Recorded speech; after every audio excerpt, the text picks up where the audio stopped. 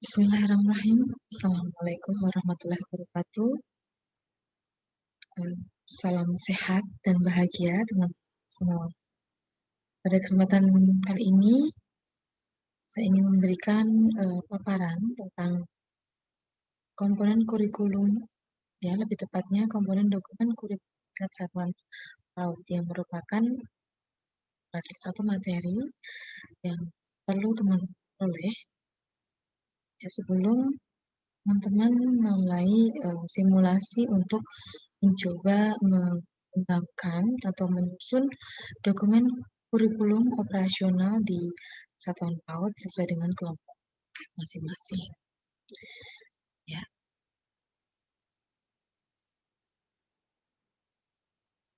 Nah, di dalam dokumen kurikulum di satuan PAUD, ya dalam hal ini kurikulum operasional di satuan PAUD bisa juga kita sebut sebagai kurikulum tingkat satuan pendidikan (KTSP) yang tentu tetap mengacu pada acuan kurikulum nasional, yaitu kurikulum 2013 PAUD, sebagaimana yang sudah teman-teman pelajari pada pertemuan sebelumnya. Ya, kita coba mengingat kembali ya, merecall bahwa acuan dalam mengembangkan kurikulum itu kita menggunakan acuan yang ada di secara nasional, ini ya, acuan nasionalnya, yaitu yaitu ada Permendikbud nomor 137 tahun 2014. Tentunya dari situ kita bisa mengambil beberapa poin penting yang akan kita gunakan dalam menyusun kurikulum, yaitu ada standar tingkat pencapaian perkembangan anak, maksud saya STPPA. Nah, kita bisa temukan STPPA ada 10 rentang usia di situ. Nah, teman-teman yang ingin mengembangkan kurikulum disesuaikan dengan usia layanan atau layanan kelompok usia yang dilayani di satuan PAUD tersebut. Misalnya melayani usia 3 sampai 4 tahun, berarti 2 sampai 4 tahun misalnya, dua kelompok usia 2 sampai 4 tahun, ambil kata itu kelompok bermain gitu ya, atau playgroup. Maka dari 10 rentang kelompok usia di STPPA yang ada di standar tingkat pencapaian perkembangan anak, di standar 1 di Permendikbud nomor 137 tahun 2014, itu cukup diambil 2 rentang usia tersebut. Gitu. Demikian juga ketika memiliki program layanan TK, teman kanak-kanak yang pada umumnya melayani usia 4 sampai 6 tahun. Maka teman-teman ambil saja di usia 45. Lalu bagaimana Bu jika 2 sampai 6 tahun? Ya sudah, berarti silahkan mengambil di keempat rentang usia tersebut. 2, 3 tahun, 3, 4 tahun, 4, 5 tahun, dan 5, 6 tahun. Begitu ya, meskipun di STPPA memang disediakan untuk 10 rentang usia, teman-teman bukan berarti mengambil semuanya, tapi disesuaikan dengan kondisi yang ada di lembaga, ya, melayani usia berapa saja, gitu ya. STPPA, kemudian apa lagi? Sudah kita diskusikan ya sebelumnya.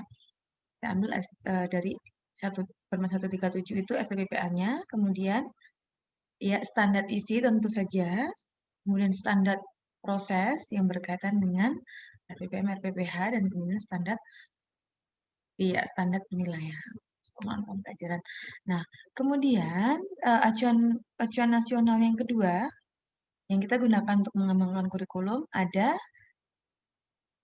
masih ingat Permendikbud nomor 146 tahun 2014, ya, satu paket di mana Permendikbud 146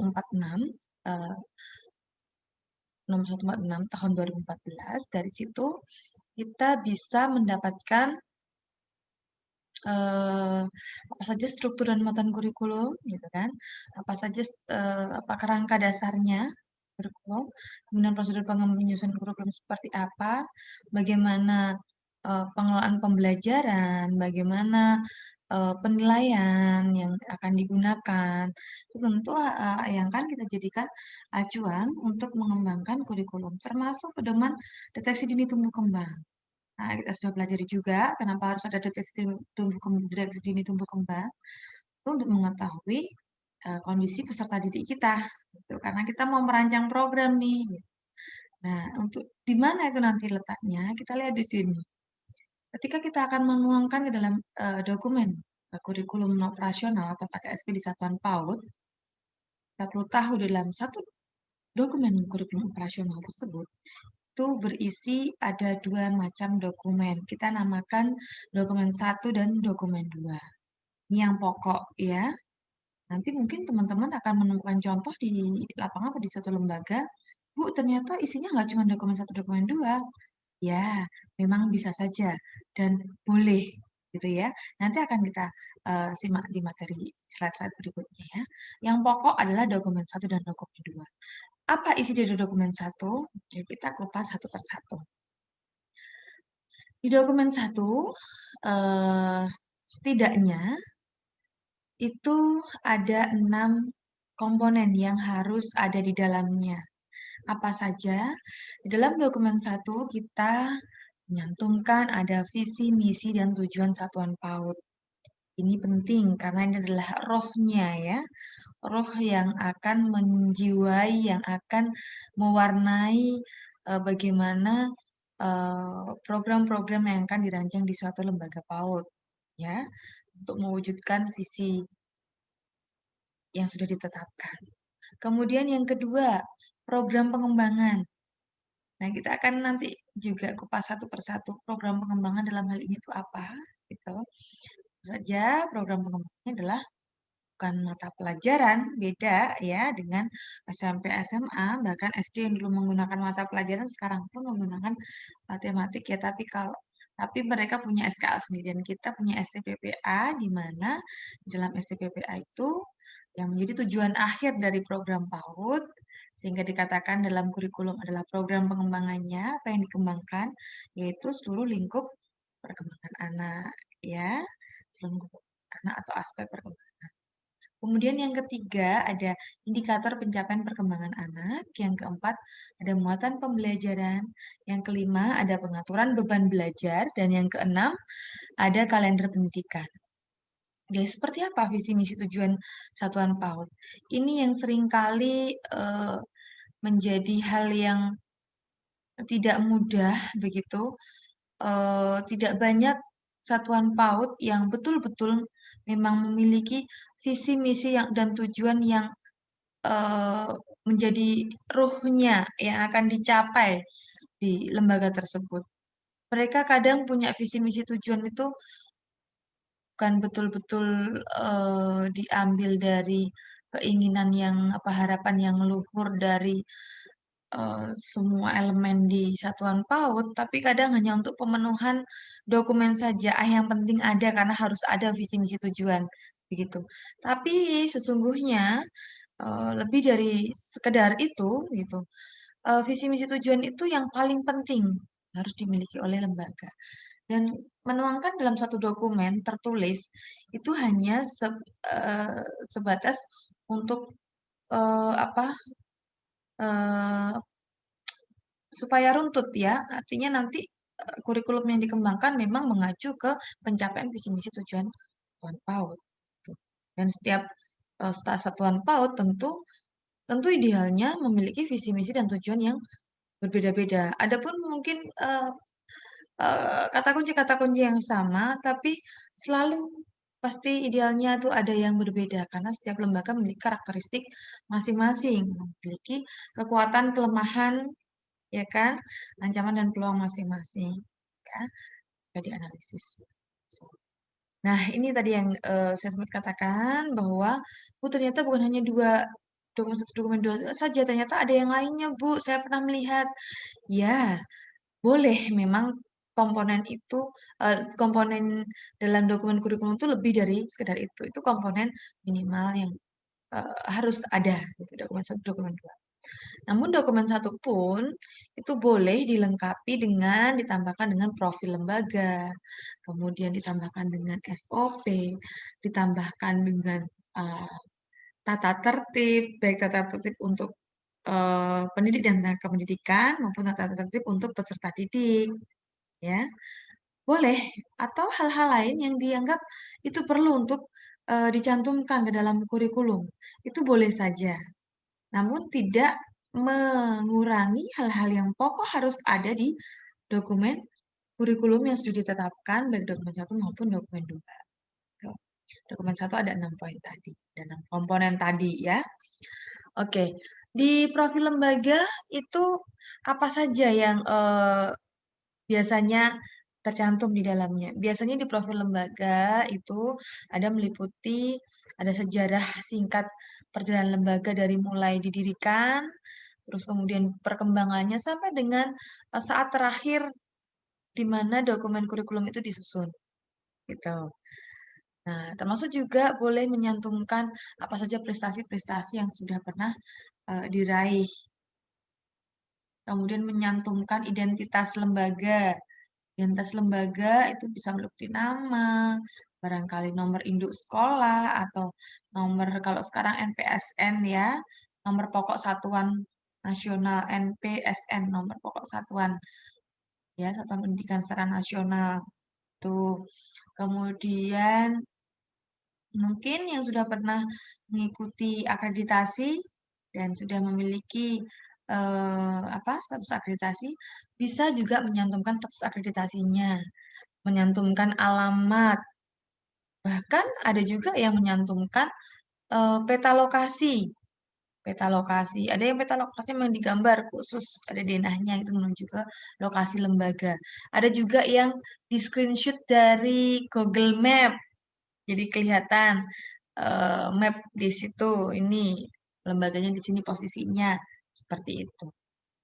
Kemudian ada juga yang kemudian menambahkan di profil lembaga itu eh, sarana prasarana yang dimiliki, kondisinya, kemudian struktur organisasi. Jadi siapa saja yang ada di suatu lembaga yang menjadi pendidik dan tenaga pendidikannya. Tenaga kependidikan itu siapa saja, ada kepala lembaga atau kepala atau pimpinannya ya, kepala lembaga, kepala sekolah ya kalau kita bilang biasanya. Terus kemudian mungkin di atasnya kepala sekolah ada ketua yayasan. Atau barangkali memiliki konsultan. Siapa yang menjadi konsultan? Apakah konsultannya mengambil dari independen di luar? Atau dalam hal ini yang menjadi konsultan adalah pengawas di bawah naungan dinas pendidikan. Silakan, boleh saja dicantumkan. Kemudian ke bawah bisa ditambahkan guru yang mendapatkan tugas tambahan di dalam organisasi satuan PAUD. Misalnya sebagai bendahara sekolah, sebagai apa tenaga administrasinya siapa? Apakah tenaga administrasinya diambil dari guru yang mendapatkan tugas tambahan sebagai sekretaris, ataukah mungkin memiliki staf khusus, jadi masuknya sebagai tenaga kependidikan. Tenaga kependidikan, staf administrasi, barangkali atau staf tata usaha. Kemudian baru nama-nama guru-guru atau pendidik yang ada di lembaga tersebut. Pendidik yang mengampu di kelompok TKA. Mungkin kalau TKA-nya ada 3 kelas, TKA 1, A2, A3. Atau pakai nama istilah kelompok apel, kelompok mangga, kelompok nanas barangkali. Atau pakai nama lain. Dan seterusnya semua guru di situ. Kemudian barangkali ada komite, atau komitenya diantumkan. Seterusnya semua struktur organisasi yang terlibat di dalam satuan PAUD tersebut. Biasanya seperti itu. Kemudian disertai dengan bukan hanya seluruh organisasinya, tapi juga disertai dengan tugas pokok dan fungsi, job description-nya masing-masing jabatan yang ada di situ. Apa tugasnya kepala sekolah ngapain, tugasnya konsultan apa, tugasnya guru apa, tugasnya komite bagiannya apa, yang tugasnya TU apa, dan seterusnya. Seperti itu. Ya. Kemudian SOP, Standard Operational Procedure, atau ada juga yang me membahasa Indonesiakannya dibalik jadi POS gitu ya, prosedur operasi standar gitu, sama saja ya. Apa itu? Sesungguhnya SOP itu adalah, suatu prosedur yang memang sudah sengaja ditulis yang, menunjukkan langkah-langkah apa yang harus dilakukan pada satu jenis kegiatan tertentu untuk mencapai tujuan tertentu juga, sesuai tujuan lembaga. Dan ini memang digunakan untuk menyeragamkan, eee, prosedur tadi ya, tahap-tahap atau langkah-langkah. Salah satunya misal SOP penyambutan kedatangan anak nih yang paling awal misalnya, pagi-pagi kan, SOP penyambutan kedatangan anak.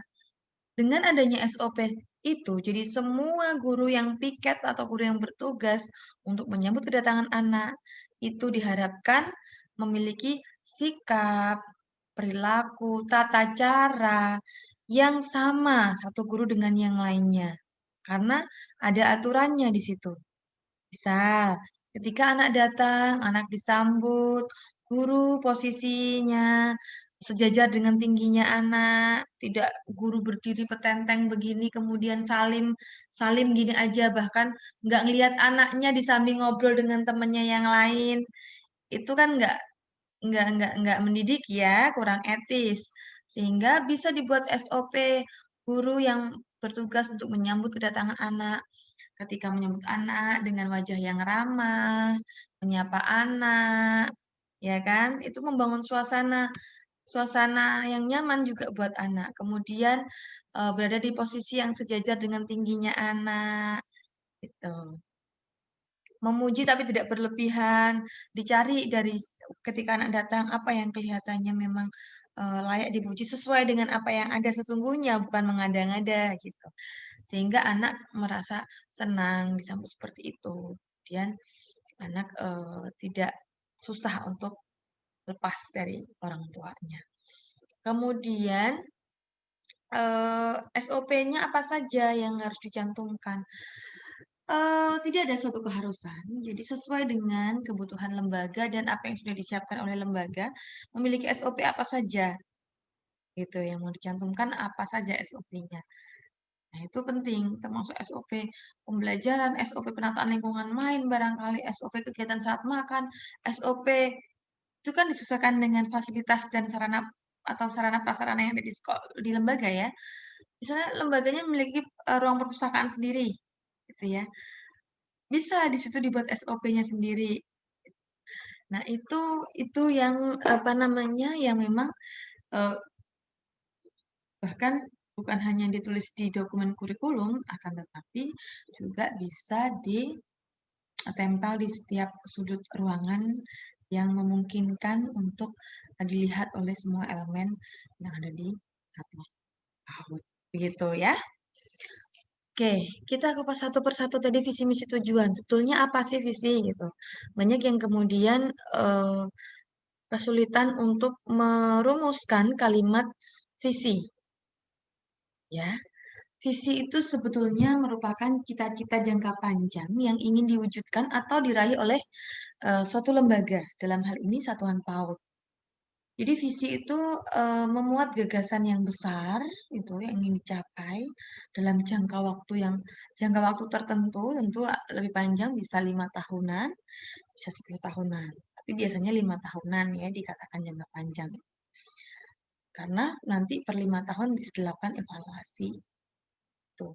Bukan berarti tiap tahunnya tidak ada evaluasi. Dia ada evaluasi jangka pendek juga, ada evaluasi jangka menengah, evaluasi jangka panjang, sama halnya dengan menyusun program untuk mencapai visi tersebut. Nah, kalau visinya itu sendiri itu jangka panjang, misalnya 5 tahun dari sejak visi itu ditetapkan. Nah, kenapa jangka panjang? Karena orientasi di masa depan. Jadi bukan untuk dicapai dalam kondisi saat ini. Saat ini belum ada. Kalau kalau visi itu sudah sekarang ini sudah ada, berarti sudah bukan lagi visi dong. Visi itu sesuatu yang belum kelihatan saat ini, tapi ingin diwujudkan. Seperti itu. Jadi kalau ditanya, tapi ada pengukurannya, setiap tahun diukur seberapa jauh ketercapaiannya, seperti itu. Nanti akan di-breakdown menjadi rencana-rencana strategi di program-program pengembangan lembaga, di program-program tahunan, seperti itu. Eh, Kenapa visi perlu disusun oleh Satuan PAUD? Jadi memang dengan adanya visi yang sudah ditetapkan Satuan PAUD, visi yang apa? Visi yang jauh ke depan, yang mampu laksana juga dengan eh, apa, kemampuan lembaga, bukan hanya dilihat dari apa yang dimiliki saat ini, tapi apa yang memungkinkan untuk diupayakan juga, tuh termasuk SDM-nya, sumber daya yang ada di lembaga maupun di sekitar lembaga, termasuk masyarakat, dukungan masyarakat juga. Dengan adanya visi, maka lembaga PAUD atau satuan PAUD memiliki arah yang ingin dicapai. Nah, kemudian yang kedua, dengan adanya visi, maka eh, akan ada kesamaan pemahaman oleh semua pelaksana pendidikan di satuan PAUD tersebut, baik pendidik maupun tenaga kependidikan. Maka visi ini perlu dilakukan ketika sudah dirumuskan atau bahkan merumuskannya bersama-sama, termasuk pendidik ikut merumuskan, komite ikut merumuskan barangkali. Nah, dari sini kita tahu apa yang dibutuhkan oleh masyarakat melalui komite, apa yang dibutuhkan oleh orang tua. Orang tua sebagai bagian dari masyarakat gitu ya. Kemudian eh, dari situ bisa tahu apa sih yang ingin dicapai, yang menjadi cita-cita bersama. Dari situ semua pihak-pihak yang berkepentingan, pihak-pihak yang ada di lingkaran satuan PAUD bisa memiliki pemahaman yang sama untuk mencapai cita-cita tersebut. Setelah terumuskan, visi perlu disosialisasikan. Maksud disosialisasikan kepada masyarakat umum yang belum menjadi bagian dari satuan PAUD. Contohnya siapa? Ya calon murid barangkali. Ya, makanya sosialisasi bisa dilakukan melalui penempelan di baik dibikin eh, banner atau dibikin eh, atau tercantum di brosur barangkali atau dipasang di web, punya web, di media sosial. Lalu yang ketiga, membangun motivasi pendidik, tenaga kependidikan, dan orang tua untuk meraih cita-cita bersama. Jadi kalau punya visi dan visi bisa diketahui dan dipahami oleh semua, maka itu akan menjadi motivasi oleh semua elemen yang akan bisa bersama-sama berkolaborasi mewujudkan cita-cita tersebut. Bahkan apa jargon-jargon atau mungkin membuat slogan atau mungkin membuat apa sesuatu yang membuat bersemangat, mungkin yel-yel barangkali, bahkan tepuk, tepuk ya, bikin tepuk, bikin tepuk yang konten kata kuncinya itu diambil dari visi. Nah, itu akan membuat salah satu cara yang bisa membuat visi visi suatu lembaga itu menginternalisasi bahkan mudah diingat oleh siapapun. Nah, itu. Contoh visi seperti apa? Visi itu tidak perlu terlalu muluk-muluk dalam arti yang panjang bukan main tapi susah untuk difahami. Yang penting visi visi rumusan kalimat visi itu yang singkat, padat, jelas, terukur gitu ya. Itu harus terukur karena kita harus bisa mengevaluasi ketercapaiannya dari waktu ke waktu sampai dengan 5 tahun yang menjadi jangka waktu pencapaian visi. Tuh. Contohnya di sini, contoh kalimat visi ya, di sini contohnya menjadi satuan PAUD yang dapat menghasilkan generasi yang sehat, cerdas, berakhlak mulia dan berjiwa pemimpin. Ini misalnya ya, contoh seperti ini. Ini visinya. Kemudian misi, apa yang dimaksud dengan misi? Kalau visi tadi adalah cita-cita jangka panjang, kalau misi itu adalah upayanya, ikhtiarnya, usaha yang dilakukan atau yang harus dilakukan oleh semua elemen satuan PAUD sebagai penjabaran visi tadi, gitu ya. eh, yang sudah dirumuskan tadi, apa-apa upaya-upaya yang harus dilakukan untuk mewujudkan tadi misalnya kan ada sehat. Apa upaya yang dilakukan untuk menghasilkan generasi yang sehat? Itu. Apa upaya yang harus dilakukan? Apa upaya yang harus dilakukan untuk menghasilkan generasi yang cerdas? Kata kunci yang kedua. Apa upaya yang harus dilakukan untuk menghasilkan generasi yang berakhlak mulia? Nah, terus yang terakhir, apa yang harus dilakukan untuk menghasilkan generasi yang berjiwa pemimpin? Itu penting untuk dirumuskan perbagian-perbagian agar mudah nanti untuk di breakdown lagi, dikembangkan menjadi program-program kegiatan. Gitu ya. Nah, karena begini ya, misi ini karena ini merupakan suatu upaya, jadi ya misi ini harus jelas untuk mencapai visi tadi gitu. Bisa mewujudkan visi tadi. Caranya bagaimana ya tadi ya, kita dengan kata kunci yang tadi ada berapa, misalnya ada 4 tadi ya, masing-masing indikator tiap nilai itu apa, kemudian tetapkan untuk bagaimana untuk memfasilitasi pencapaian itu tadi, untuk mendukung pencapaiannya. Tentu misi ini juga perlu menggambarkan kekhasan atau keunggulan di layanan yang ada di satuan PAUD. Seperti contoh misalnya, sehat, cerdas, ceria, berakhlak mulia itu sepertinya hampir banyak lembaga menggunakan itu. Tapi ditambahkan dengan kekhasannya lembaga tadi ada yang saya tambahkan di belakang adalah berjiwa pemimpin. Mungkin tidak semua menonjolkan itu berjiwa pemimpin. Ada juga yang berjiwa kewirausahaan barangkali dari sejak usia dini. Apakah mungkin? Ya bisa saja mungkin. Nah, jiwa kewirausahaan dibangun sejak dini. Nah, tinggal apa batasannya, jiwa kewirausahaannya sebatas apa, gitu ya. Kemudian berikutnya nih contoh misi ya. Contoh misi. Dari keempat kata kunci tadi, kira-kira apa yang dilakukan untuk bisa mewujudkan? Menyelenggarakan layanan pengembangan holistik integratif. Jadi memberikan layanan yang terpadu dan menyeluruh. Ini tentu harus ya untuk bisa menghasilkan generasi yang cerdas, sehat juga itu. Tambahkan dengan membangun pembiasaan perilaku hidup bersih, berakhlak mulia secara mandiri dan melatih anak untuk memimpin.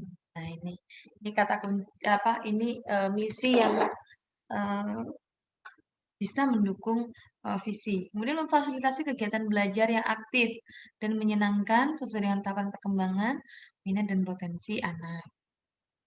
Ditambahkan dengan membangun kolaborasi dengan orang tua, masyarakat, dan lingkup terkait dalam rangka pengelolaan PAUD yang profesional, bertanggung jawab, dan berstandar nasional.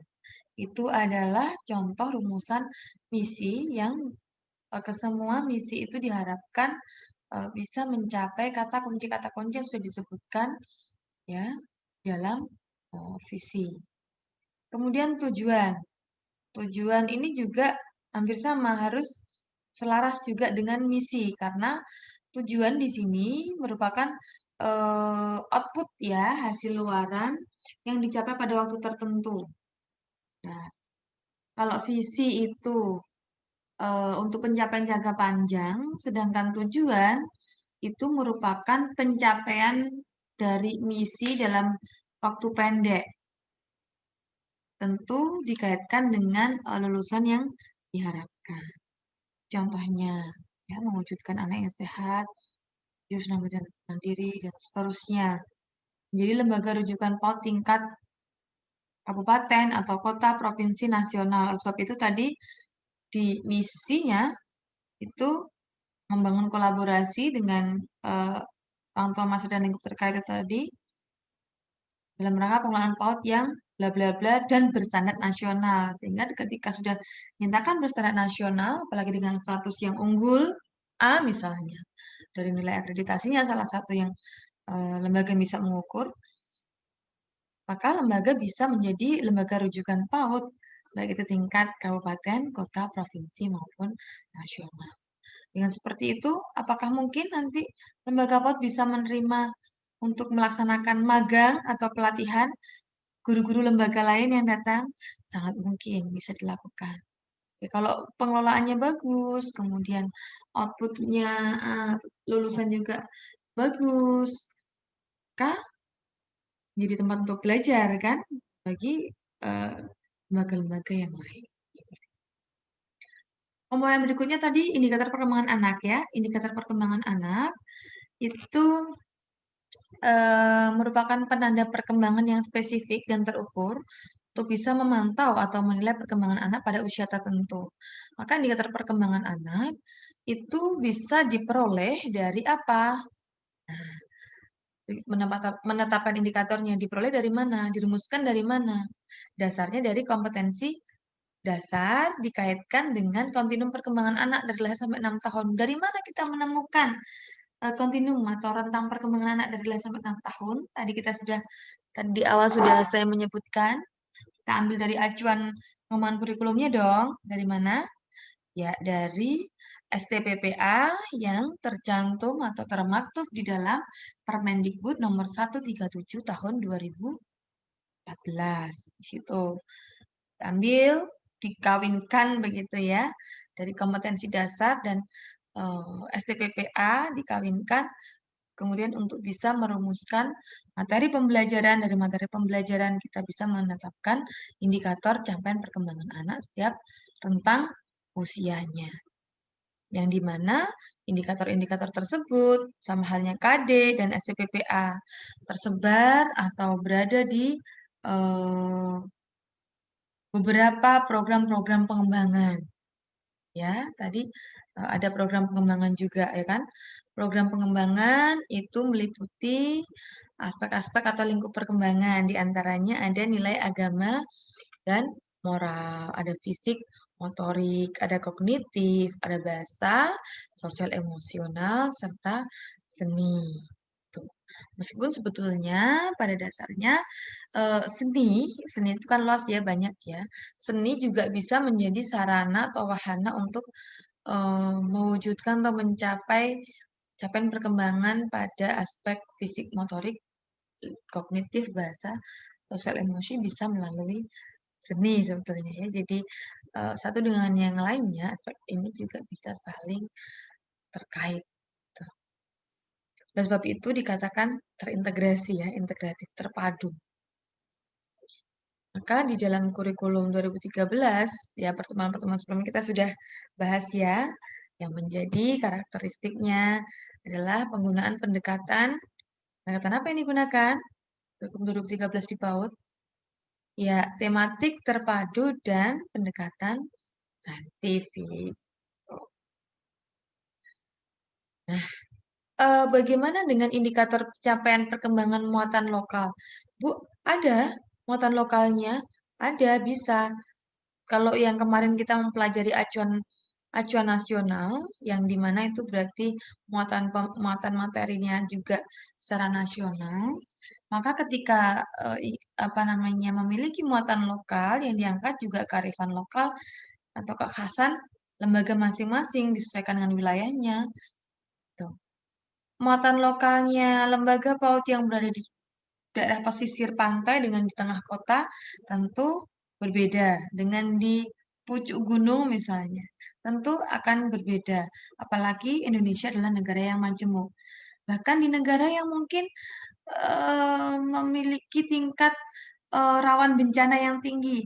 Bisa jadi muatan lokalnya dalam kurikulum itu dimasukkan atau disisipkan kurikulum berkaitan dengan mitigasi bencana. Nah, itu sangat mungkin untuk dilakukan. Jadi diintegrasikan ke dalam kurikulum, dalam hal ini menjadi muatan lokal kurikulumnya. Gitu. Nah, eh untuk indikator capaian perkembangan muatan lokal ini tentu disesuaikan dengan eh, indikator kecerdasan lokal dari masing-masing lembaga tadi ya yang saya katakan ya. Disesuaikan bergantung apa muatan lokalnya tadi. Apakah muatan lokal yang berkaitan dengan budaya? Budaya itu bisa bahasa, kemudian bisa apa namanya? Bisa bahasa, bisa tarian daerah, bisa pakaian daerah mungkin macam-macam ya. Terus atau mungkin muatan lokalnya berupa pengembangan karakter,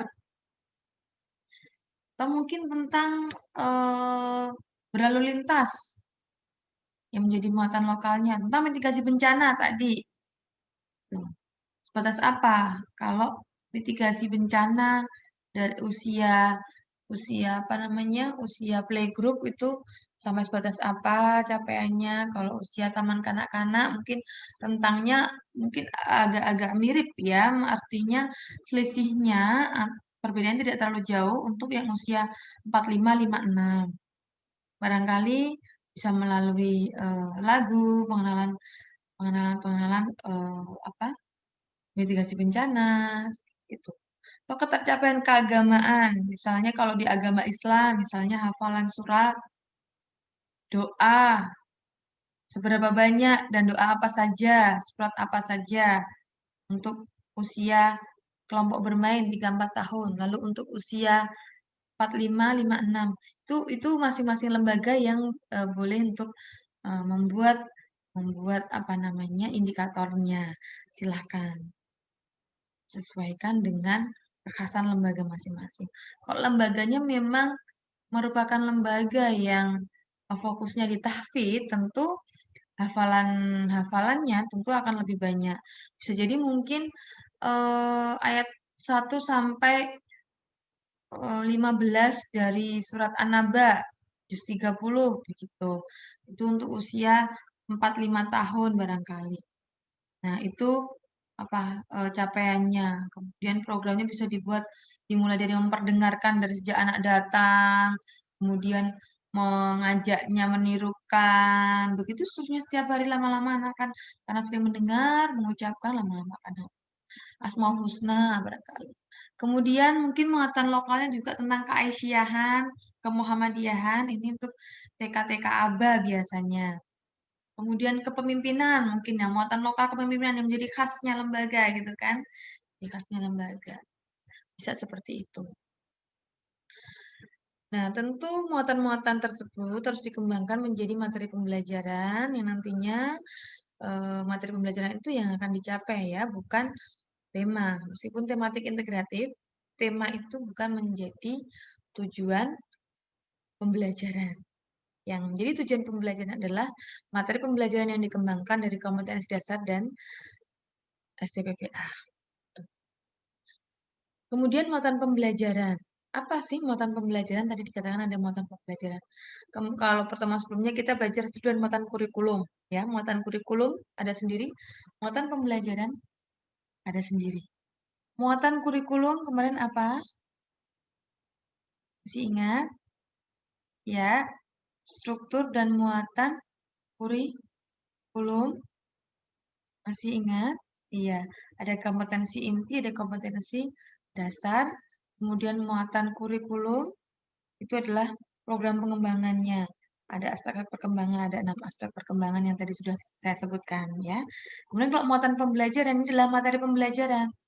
Bagaimana cara merumuskan atau membuat muatan pembelajaran atau materi pembelajaran? Tadi yang berkaitan baik itu muatan materi pembelajaran nasional maupun lokal. Yang pertama lakukan analisis setiap kompetensi dasar. Jadi supaya bisa merumuskan muatan yang tepat. Setiap kompetensi dasar nanti di breakdown, cari kata kunci yang diharapkan dari kompetensi dasar tersebut. Kemudian jabarkan menjadi materi-materi sesuai dengan kompetensi dasar. Tentu dalam mengembangkan materi tersebut harus juga kita melirik-lirik dengan kesesuaian tema subtema. Ada yang mungkin sama sekali tidak bisa dikaitkan dengan tema subtema, nggak masalah. Yang penting ketercapaian dan yang penting materi tersebut memang diturunkan dari kompetensi dasar yang disesuaikan dengan kontinum perkembangan anak tadi. Gitu. Kenapa Bu kok disesuaikan dengan kontinum perkembangan anak? Beban materi anak usia 2 sampai 3 tahun sama 5 sampai 6 tahun tentu harus dibedakan dong, masa sama, betul kan? Nah, dari materi itu nanti yang akan kita ukur ketercapaiannya dan mengembangkan indikator yang tadi gitu kan. Jadi itu ya muatan pembelajaran. Tuh. cara merumuskannya. Dan yang perlu diperhatikan itu tadi ya, saya katakan bahwa tahap perkembangan anak dan perkembangan anak juga menjadi pertimbangan dalam menyusun materi tadi, dilihat dari STPPA tadi. Visi, misi, dan tujuan lembaga juga perlu menjadi pertimbangan. Itu sejalan enggak dengan visi, misi, dan tujuan lembaga. Terus kemudian dengan kearifan lokal dan keunggulan lembaga. Jadi kalau misalnya tadi saya contoh divisi tadi ada berjiwa pemimpin, berarti harus ada warna-warna kepemimpinannya tuh. Jiwa-jiwa kepemimpinan tuh apa saja, harus tahu. Jiwa kepemimpinan tuh apa saja sih indikatornya, dikatakan bisa berjiwa pemimpin itu seperti apa. Maka itu nanti yang akan dan kalau ini dicontoh di sini, kalau memiliki pengembangan kewirausahaan, entrepreneurship, itu juga seperti apa. Misalnya dikatakan mengembangkan entrepreneurship, materinya apa saja yang harus dirumuskan di situ, sesuaikan dengan perkembangan usianya. Ini adalah contoh ya, teman-teman bisa saksikan di sini. Saya juga sudah membagikan ya, untuk teman-teman silahkan dicari di buku panduan yang sudah saya bagikan. Teman bisa akan menemukan contoh ini ya, ini sebelumnya belum ada dan kemudian direvisi di tahun terbaru ini. Sebelumnya contohnya hanya usia 4 sampai 6 tahun. Ternyata kok lembaga-lembaga banyak yang kesulitan, yang melayani usia 2 sampai 4 tahun untuk merumuskan materi pembelajaran. Sebetulnya hanya dikurangi saja tingkat ininya. Coba itu satu contoh ya. Di program pengembangan ini berkaitan dengan apa? Agama moral. Kompetensi yang dicapai 3.2, 4.2. Ini yang perlu diingat kembali ya bahwa 3.2, 4.2, KD 3.2, 4.2. Jadi 3.4.1 sampai 15, nanti akan ada 15. 3.2, 4.2 itu adalah yang ada di kompetensi inti 3 dan 4. Selalu beriringan, berkaitan dengan kompetensi inti pengetahuan dan keterampilan, selalu beriringan. Seorang yang terampil itu pasti akan memiliki pengetahuan di dalam keterampilan yang dilakukan itu. Dan harapannya anak tidak hanya sekedar tahu tapi juga terampil melakukannya. Ini dicontoh di sini, mengenal perilaku baik sebagai cerminan akhlak mulia itu rumusan kompetensi dasarnya. Materi pembelajarannya bagaimana? Ini di usia 2 sampai 3 tahun ada dua, tata cara memberi salam dan tata cara makan minum. Di usia 3-4 tahun, selain dua itu ditambahkan cara menyampaikan terima kasih setelah mendapatkan bantuan. Ya, cerminan akhlak mulia atau kata kuncinya di perilaku baik sebagai cerminan akhlak. Kemudian di usia 4-5 tahun, selain tiga itu ditambahkan cara meminta bantuan, cara berbicara yang santun, dan cara berjalan melewati orang tua, terutama untuk di masyarakat Jawa. Mungkin kalau di masyarakat di luar Jawa, lewat orang tua biasa aja. Nah, ini kaitan dengan kearifan lokal yang tadi ya. Ini adabnya apa namanya unggah-ungguh kalau orang Jawa ya bilang unggah-ungguh tata cara berjalan melewati orang tua. Nun sewuan seperti itu. Permisi kalau bahasa Indonesia permisi gitu. eh saya kira bukan hanya di Jawa saja ya, di hampir di Indonesia karena masyarakat timur masih seperti itu. Yang tidak mungkin di luar negeri ya, yang tidak selalu seperti itu, tidak ada tidak tidak ada unggah-ungguh yang semacam itu. Kemudian di usia 5-6 tuh teman-teman bisa lihat semakin banyak kan ini ya. Teman-teman bisa lihat ini di apa namanya? Di bagian sini. Hmm. Nih, nah semakin banyak ya di usia 5-6 tahun. Bisa lihat. Ini tambahannya di usia 4-5 tahun, tambahannya. Yang 2-3 tahun, 3-4 tahun tadi, tambahannya ini. Ini adalah contoh dari materi pembelajaran. Jadi kalau misalnya ada muatan lokal, bagaimana Bu? Silahkan diintegrasikan ke sini. Jadi muatan lokal pun bukan berarti tidak mencapai program pengembangan kan. Pasti muatan lokal itu pasti juga ada program pengembangan atau aspek perkembangan yang bisa dicapai.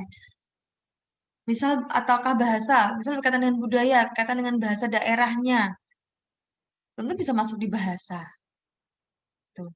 Terus permainan tradisionalnya bisa masuk ke fisik motorik.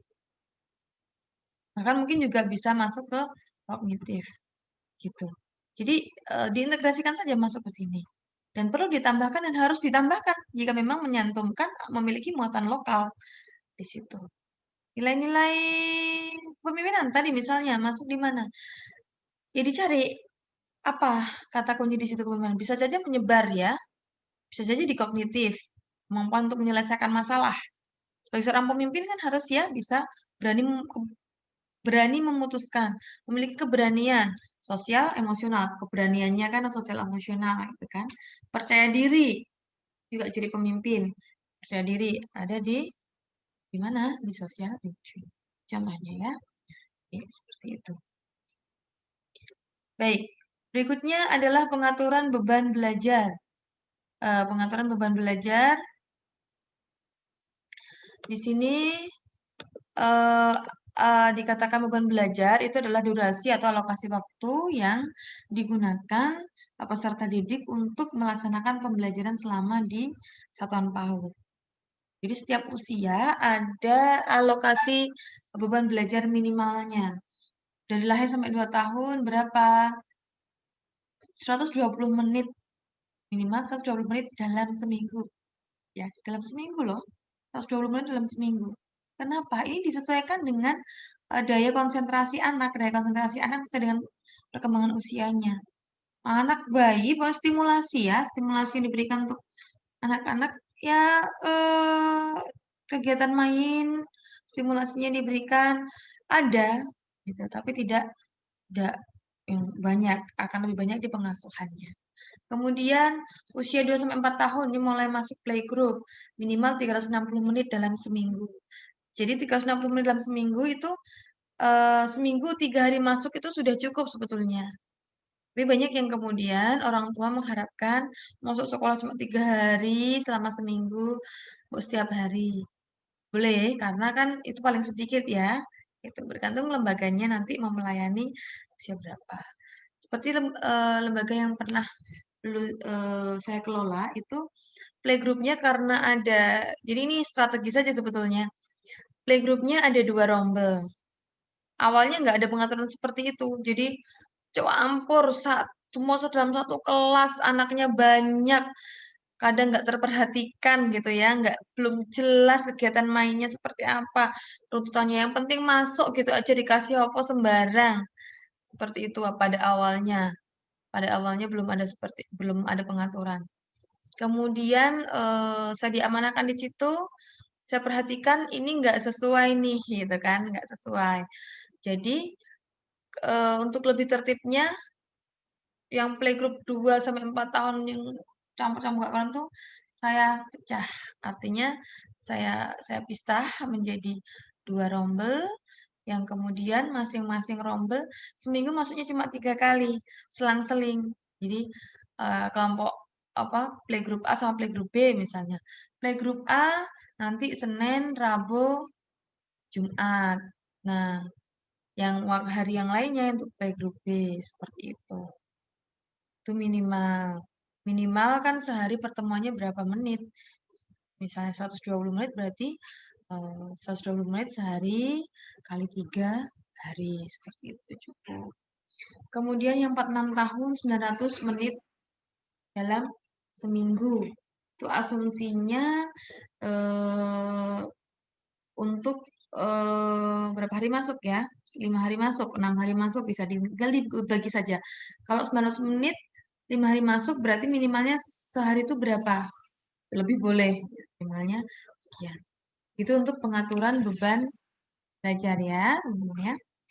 Kemudian, oke, berikutnya untuk untuk komponen kalender pendidikan. Di kalender pendidikan itu apa yang harus ada ya teman-teman bisa perhatikan di sini apa yang harus ada di kalender pendidikan. ada permulaan tahun ajaran, dengan puncak tema, dan seterusnya. Yang di sini hari libur, hari waktu belajar efektif. Ini yang paling penting, waktu belajar efektif ini yang selalu saya tekankan di dalam teman-teman ketika menyusun kurikulum. Waktu belajar efektif itu tidak hanya ditandai waktu belajar efektifnya hari ini, sekian. Silahkan dihitung. Penting menghitungnya dari mulai dalam satu pekan itu berapa hari efektifnya. Gampang aja kalau udah ketemu satu minggu per minggunya itu hari efektifnya berapa, itu tinggal dijumlah total semuanya, berarti dalam satu semester itu hari efektifnya berapa, semester 1, semester 2 berapa, jumlahkan dalam satu tahun berapa hari belajar efektif. Tapi yang paling penting mengetahui di setiap minggu hari efektifnya berapa. Kenapa? Karena itu akan mempengaruhi bagaimana teman-teman menyusun RPPM di dokumen 2 kurikulum. Seperti itu. Ya,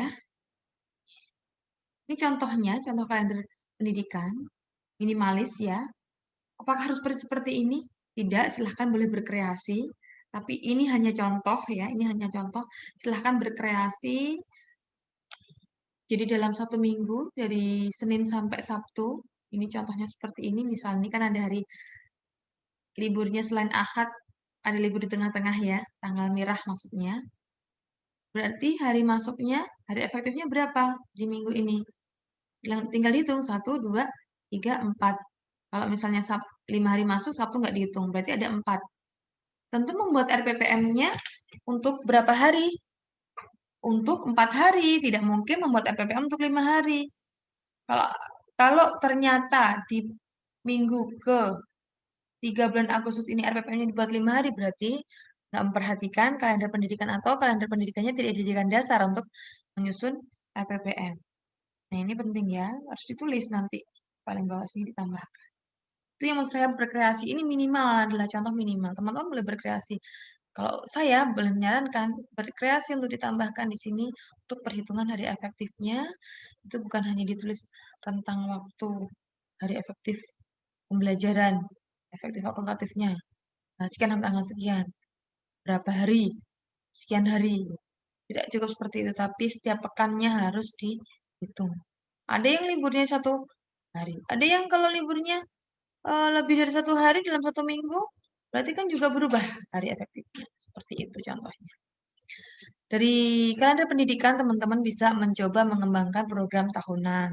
Kalau sudah ditetapkan di kalender pendidikannya, tinggal menyusun program tahunan sesuai yang sudah tercantum di kalender pendidikan. Program tahunan tentu kegiatan-kegiatannya disesuaikan dengan program yang menjadi kesepakatan bersama, masuk dengan wali murid juga, setidaknya perwakilan wali murid ya, pengurus komite, atau pengurus perkumpulan orang tua, barangkali, atau paguyuban orang tua, namanya apapun lah itu ya. Nah ini, seperti ini. Ini berbasis kegiatannya. Program tahunan, ini contoh ya, ini contoh. Boleh saja berbasis kegiatannya. Ini kegiatannya ini, waktu pelaksanaannya ini. Boleh juga dibalik. Waktu pelaksanaannya dulu, baru kegiatannya apa. Ditulis seperti itu. Kemudian boleh ditambahkan penanggung jawabnya siapa. Setiap guru diberi tanggung jawab masing-masing untuk menjadi penanggung jawab pada kegiatan yang mana, kapan dilaksanakan. Sehingga bisa saling mengingatkan. Karena, oh saya tanggung jawab untuk di bagian ini nih. Pelaksanaannya mau ini. Bu, kita bulan ini tanggal ini mau melaksanakan kegiatan ini loh. Bagaimana akhirnya kita akan laksanakan sesuai dengan kalender pendidikan atau bagaimana? Lihat dengan kondisinya lagi gitu. Kadang-kadang ada kegiatan-kegiatan dadakan yang muncul dari dinas. Sekarang contoh SOP ya, teman-teman bisa lihat. Harus lengkap nama TK-nya. Kemudian referensinya apa, visi misi itu harus menjadi salah satu referensi penting dalam menyusun SOP. Ini prosedur kerjanya. Langkah 1 ngapain, 2 ngapain, 3 ngapain. Nah, ini kalau saya akan lebih baik, ini kalau mungkin di dokumen kurikulum bolehlah seperti ini ya. Tapi ketika nanti SOP ini akan dipasang, ditempel, bahasa otak akan lebih mudah membacanya dengan bagan, alur SOP, prosedur kerjanya seperti apa digambarkan. Habis ini apa dibuat bagan. Itu akan lebih mudah siapapun dari elemen lembaga yang mau melaksanakan. ini ya, ini ada judulnya, tujuan, siapa yang berkaitan, pihak-pihak yang berkaitan dengan SOP yang ditetapkan di sini, seperti itu. Kemudian di dokumen 2, wah mohon maaf ini ya harusnya ke dokumen 2 ya. Dokumen 2 KTSP. Dokumen 2 KTSP berisi 4 komponen setidaknya. Yang pertama ada program semester, kemudian RPPM, RPPH, dan penilaian perkembangan anak. Seperti itu. Yang terakhir di sini ada contoh yang saya bagi ini contoh ya, contoh sistematika dokumen KTSP. Artinya boleh ditambahkan lebih dari apa yang ada di sistematika ini sebenarnya. Iya, ini tidak terlepas dari komponen-komponen minimal yang tadi sudah saya jelaskan di awal. Nah, nanti teman-teman di mata kuliah ini tidak sampai ke dalam pembuatan dokumen 2 kurikulum karena ini akan ada sesinya yang lebih spesifik. Anda harus belajar lagi tahap-tahap untuk menyusun program semester, RPPM, RPPH, dan penilaian perkembangan anak. Dan kalau dipaksa untuk membuatnya sekarang, artinya di mata kuliah kurikulum ini, Anda tidak akan benar-benar memahami bagaimana alur untuk menyusun dari mulai program semester sampai dengan RPPH, setidaknya rencana penilaian ya di RPPH, rencana penilaian. Karena nanti akan ada mata kuliah yang akan mendalami secara spesifik berkaitan dengan rencana pembelajaran yang sebetulnya itu adalah bagian dari kurikulum, gitu ya. Jadi teman-teman cukup membuat di dokumen satu saja untuk belajar, ya termasuk ini juga. Tapi teman-teman tetap harus memahami, mengetahui secara utuh itu apa saja yang ada dalam dokumen operasional, dokumen kurikulum secara operasional di Satuan PAUD atau KTSP di PAUD. Ya, ini lampirannya. Jadi kurang lebih seperti itu, teman-teman yang bisa saya sampaikan pada paparan materi kita yang berkaitan dengan komponen dokumen kurikulum operasional atau komponen kurikulum di Satuan PAUD. Jika ada hal-hal yang perlu dikonfirmasi atau ditanyakan, boleh silahkan untuk menyantumkan atau menuliskan pertanyaan di kolom komentar. Jangan lupa untuk memberikan dukungan pada channel ini. Silahkan untuk di subscribe, di like, supaya saya bisa lebih bersemangat lagi ya membuat konten-konten edukatif untuk teman-teman. Terutama sebetulnya ini untuk mendukung di perkuliahan kita ya. Nah, boleh menuliskan di kolom komentar atau mungkin menyampaikan di grup kelas kita di perkuliahan. Atau mau bertanya secara pribadi, boleh silahkan, sangat terbuka.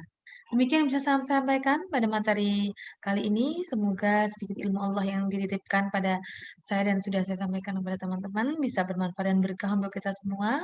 Mohon maaf apabila ada kata yang kurang berkenan. Kita akhiri sampai di sini. Terima kasih telah menyimak dengan baik.